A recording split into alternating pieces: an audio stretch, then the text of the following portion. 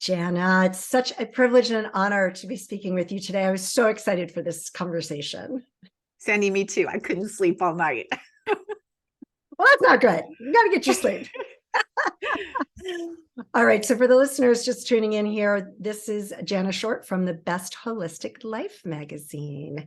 And I'm so excited because we've had a conversation before, but I don't really know a whole lot about you. So, can you, because we all have a story, can you share with me your story and how you got to where you are today, and what was the reason you started your magazine? I would love to share that story. First of all, people want some of the things that people don't know about me is I was a single mom at 17, Oh, right? wow. I had one of my grandkids ask me, "Did you love your prom? Because some of my grandkids are going to prom now." I'm like, I didn't go to prom. I couldn't get a babysitter for your mom. So, but I'm like really honest with them. Hopefully they'll learn from, the things I chose to do in life. But as a single mom, I went to college and worked 3 jobs all on my own, did it all by Whoa. myself. And it was hard, but I will tell you that beautiful daughter of mine has now got a PhD. She's crushing it. She's the best mom. So like when you show up for your kids, doesn't matter what age you are, they That's really right. turn out pretty amazing. But my background is in interior design. I was an interior designer here in Los Angeles for years, and I was pretty well known. I used to do the back parties and stages for like the Golden Globes and Oscars, all those wonderful fun things. But then I got sick. And when clients are waiting for their houses to be completed, they can't wait for you. So after spending 3 months in the hospital, I had passed on all of my clients to other designers. And when I was in the hospital, I had to have my stomach completely removed from a little surgery that damaged my vagus nerve. So it sort of paralyzed my digestive tract. So part of the thing that they did to help me was remove my stomach completely at a radical gastrectomy.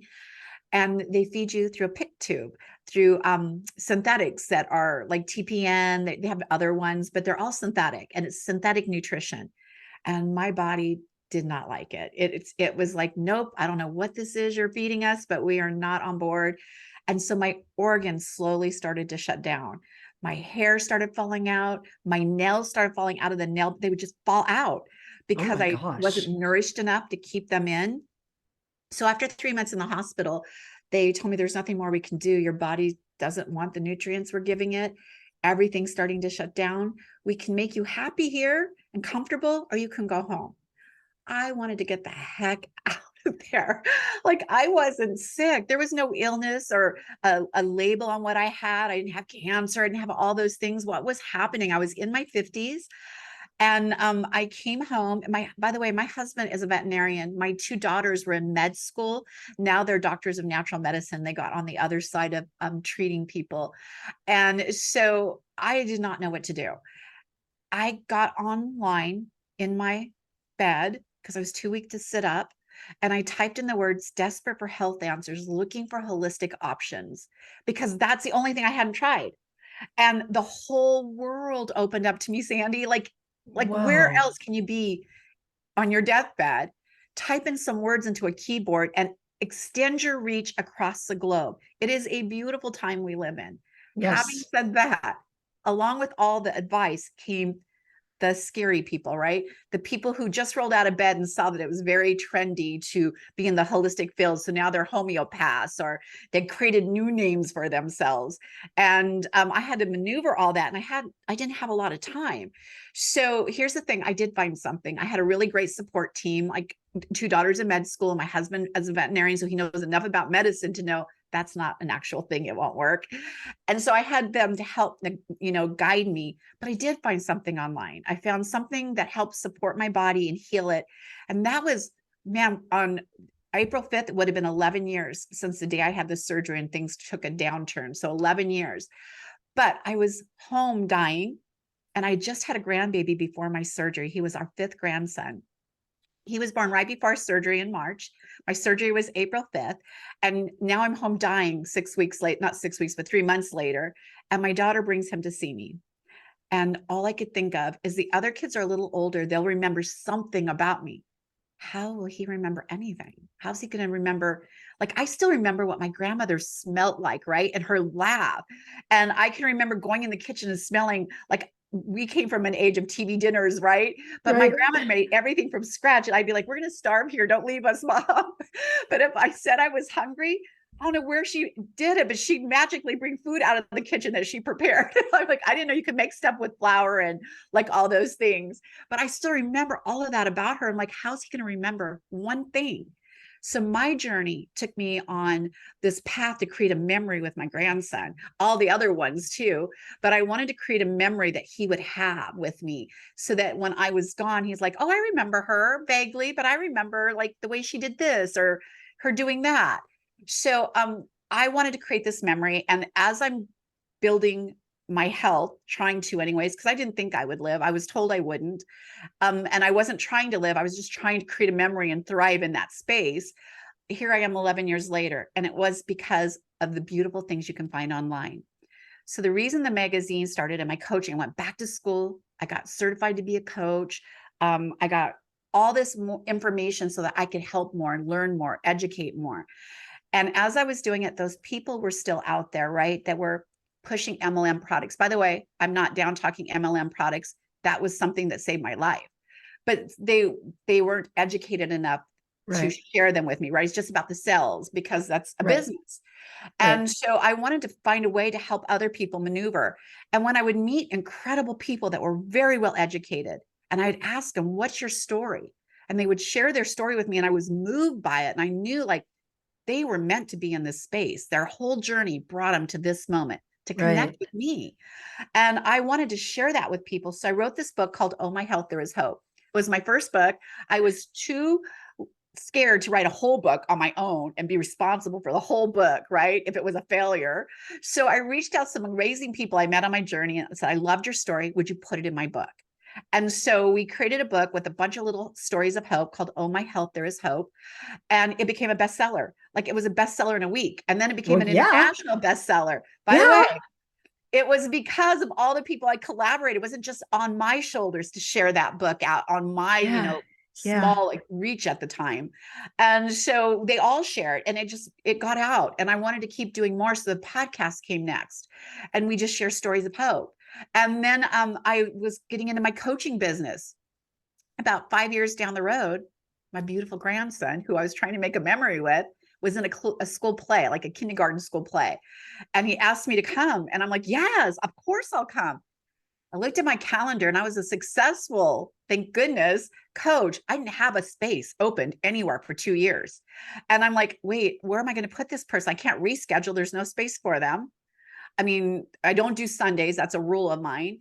Where am I going to put them? And how did I put myself back in this box? Like it was important for me to make memories. And now I'm back in the grind. So I had to figure out how to help more people. And so that's how my coaching switched over to more just sharing those messages of people out there. So the magazine came out. By the way, I'll get to the magazine. The magazine came out because as I was coaching and backing out that door, they were like, can you at least do a newsletter? We love your coaching. Can you at least give us a newsletter, right? With coaching tips or just some jewels that you keep sharing with us. I did not want to do that. Again, I was too lazy to add more on my plate. But I remembered that book. And I remembered all the beautiful articles that people have told me, or stories, and all these incredible educators I've come in contact with over those 8 years. So I reached out to them and asked them, do you guys want to give me some articles for my newsletter? The interior designer side of me came into play when all these articles came flooding in.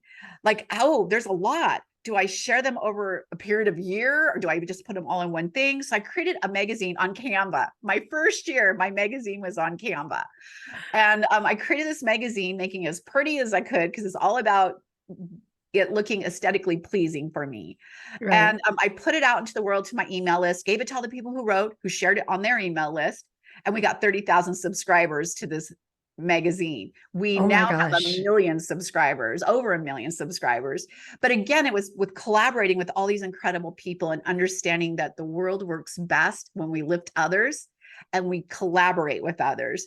So that's kind of how the magazine came, and I'm super proud of it. I'm super proud of the message it brings out and the education and the ripple effect it's been creating in the world. Wow. Wow. Your story is incredible. And oh my God, I almost started breaking down crying when you said that about, oh no, see now I need to blow my nose, excuse me. When you were talking about leaving a memory for your grandchild. Yes. Oh my By the gosh. way, we have 7 grandkids now. I did not mean to talk over you, but we have 7 grandkids now. And my whole life has been about creating memories. And they have, Yeah. we don't even buy gifts anymore. We don't buy Christmas gifts, birthday gifts. I ask them, what kind of memory do you want to create on your birthday? What kind of memory do you want for Christmas? And we take them on trips. We do fun things together. But now when I ask them, what did you get for your birthday last year? Don't you remember? We came to your house. We swam in the pool. You made my favorite dinner. Like, it's all this really amazing stuff that they remember now, not the gift. Right. Oh my gosh. That is, I mean, on so many levels, that is so incredible. And I love how, hey, whatever works to get your health back. But if that was a driving force, what a beautiful thing. And what a beautiful gift you've given to your kids and your grandkids. Thank you, Sandee. I want people to understand too that I didn't cure myself. I did not grow my stomach back. I have the same issues I had before. I'm in this with the same diagnosis, except for I'm thriving in it because I really believe as a mindset coach that everything we need to create whatever we want is between those beautiful ears of ours. And once I started challenging my brain and rethinking that process, I'm living in a terminal illness diagnosis for 11 years now, and I'm not living in it. I'm thriving in it. So it is possible for you. And I'm grateful for every day I get, knowing that I may not have 20, 30 years ahead of me, but I also may. So I'm thriving in the moments. It's certainly a testament to the power of the mind and the body and the spirit and that relationship between those. Yeah, that's incredible. So did you ever get an actual diagnosis? Because you said that they didn't know what to call it. Is there a name for it now that it's 11 years later? So there is, and there was a name back then. So it was caused surgically, right? So it wasn't a problem with my body or anything like that. But once that happens, you get something called gastroparesis. So your body doesn't really accept food. I do eat regular food, but I also throw up 10 times a day, every single day in the last 11 years. I have not gone a day without throwing up. I'll take it. I'll take that with the energy and health I feel and the beautiful memories I'm making with my family and friends. So I'll take it and no complaints, but there are things that come with it. But right now what I have is something called gastroparesis. So I mean, how do you stay nutrition? How do you keep nutrition in your body though? So that's the challenge. So I drink lots of protein. I make those protein puddings, where you put the scoops of protein in it. So it's liquid, it absorbs super quickly. It tastes good. So I even my coffees, if I have a coffee, I have to not just have the coffee I love, but I have to fill it with something, right? So it's full of collagen. So I get as much liquid kind of things into me to absorb. But even though I don't have a stomach, because most of our foods and stuff start in the stomach, the absorption, and then go into the intestinal tract and absorb. So I know that I don't, even that drinking liquids, I'm not getting the right absorption. So I sometimes do IV fluids, where they're giving you some vitamins and stuff if I feel like my body really needs it. I pay attention. I pay attention to my hair, my nails, my skin. When I see a change in them, I know something's changing and I need to get back on track. So I listen to my body and I give it what it needs. For me, I didn't understand what self-care was until it was shoved in my face and I had no choice if I wanted to live. And so now I come first. If my body gives me a red flag, and it's dropping a flag on the field, I stop. And I'm like, okay, time out. I've got to go to the penalty box and figure out what's going on and take care of myself. Oh my goodness. So you've received a lot of accolades for your work. I'm looking at your bio now, but you were named one of Los Angeles's Women of the Year in 2023. That's really incredible. You were top 15 coaches of 2023. I mean, the list just goes on and on. I'm super grateful for all of those because for me, that means I can share more, right? As you start growing, that means your voice becomes louder. And so I have to be more aware of what I'm sharing, make sure it's always coming out in the way I want it to. But I love that we all have platforms, right? We're all influencing someone. you're influencing them. People who are like, I'm just a mom, a stay-at-home mom. You're the biggest influencer of them all. You are influencing these beautiful children to grow up to be decent human beings that are going to do better than us. So you're the biggest influencer of them all. Well, and that's incredible. And it's just a testament to who you are, how you show up in the world, and the value that you're giving the rest of the world. And it's just great that you're recognized in that way. So it's really incredible. So you have that one book. Have you written any other books? I wrote a book before that. So when I say it was my first book, it wasn't, but it was also a collaboration book. I wrote a journal. It's called Mastering Your Thoughts, and it's a 30-day journal on learning to start changing your thought process. I kind of very proud of it. We just released it, and you can get it on Amazon, but it's just literally giving you a prompt, like look in the mirror, start writing what's popping in your head. Just write it down. Don't think about it. Don't judge yourself. It's just words. Write them down. Now look at those words and which ones aren't comfortable for you. Which ones trigger something not great? Which ones do you wish would change? Move them to the other side of the page, and let's talk about how we change those and where they're coming from. And so it's just a process of every day picking one train of thoughts so that you're creating a habit that when those things pop in to our head, that we recognize that's not how I want to be talked to. Why am I talking to myself like that? That's not true. Where did that come from? And you recognize it and then start readjusting it, because that's how I survived, is recognizing I wanted to be here. I was going to take what was given me at the moment. And there's no other reason for me to be here than what was happening between these ears. No other reason. That's incredible. And I love that journal, because at the end of the day, it's all about self-awareness and paying attention to those thoughts. And it's, we're going to have thoughts because we're human, and we're going to have, at times we're going to have the negativity that shines in. It's just what you do with it afterwards that is really the difference. And I love that. Now, what is that called? What is the name of it again? I'm going to pull it up right here because I think I have perfect. It. Mastering Your Thoughts. And it's a journal to positive mindset. So this is it. And it's a 30-day journal for you to just change something every day, a thought process that most commonly comes up with people. I am super proud of this book, because I do believe that when we start changing our mind, the way we think about ourselves, we change the world. To this day, I still struggle with it, and you always will. You're never going to be in a perfect state. Right. But I remember recently I had to go talk on stage, and there was a lot of Les Brown was there. There was big people there, and I was only going to spend 5 minutes up there, but I kept my head down. I didn't want to make eye contact. Oh my goodness. I'm so sorry. It's okay. That was supposed to be unplugged. And it's going to keep ringing.